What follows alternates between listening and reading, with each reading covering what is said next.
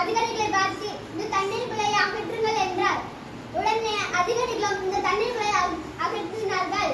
ஒரு காமராஜரின் நண்பனின் பையனுக்கு திருநெல்வேலிக்கு காமராஜர் அழைக்க வந்தார்.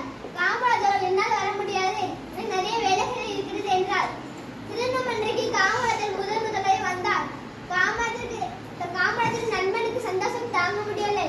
காமராஜரின் நண்பன் வந்தால் காமராஜர் நண்பனுக்கு சந்தோஷம் தாங்க முடியவில்லை. நண்பனும் நீ வரமாட்டாய் என்று சொன்னாய், நீ எப்படி வந்திருக்கிறாய் என்று கேட்டார். நண்பன் காமராஜர் சொன்னார், நான் வருவேன் என்று சொன்னால் பெரிய மண்டபமே பார்த்திருப்பாய், நிறைய ஆட்களை கூட்டியிருப்பாய், உனக்கு ஏன் வீண் செலவு, எளிமையாக இருப்பது நன்று, கற்றுக்கார் என்றார். ஒரு நாள் திருநெல்வேலியிலிருந்து தூத்துக்குடி காரில் சென்று கொண்டிருந்தார்.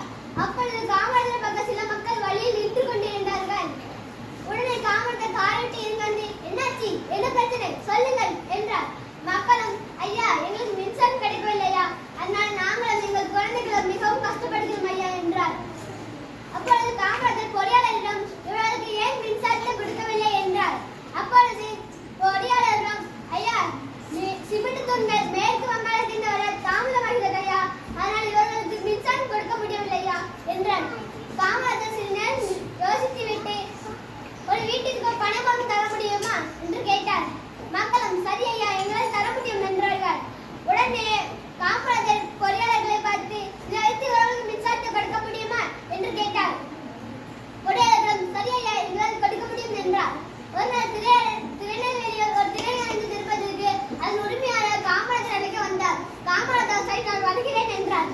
அப்பொழுது திரையரங்கின் வேலைகள் சரியாக முடியாத மாவட்டத்தில் உள்ள கலெக்டர் அனுமதி கொடுக்கவில்லை. வருத்தத்துடன் உரிமையாளர் காமராஜரிடம் வந்து சொன்னார், ஐயா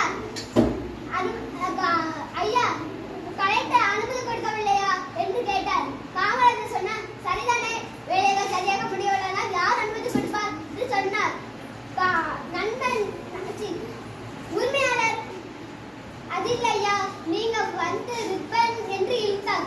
காமராஜர் சொன்னார், இதோ நான் வந்து ரிப்பன் கட் பண்ணுகிறேன் என்றார். காமராஜர் ரிப்பன் கட் பண்ணிவிட்டு நேராக கலெக்டர் அலுவலகத்திற்கு சென்றார். கலெக்டரிடம் சில நேரம் பேசிவிட்டு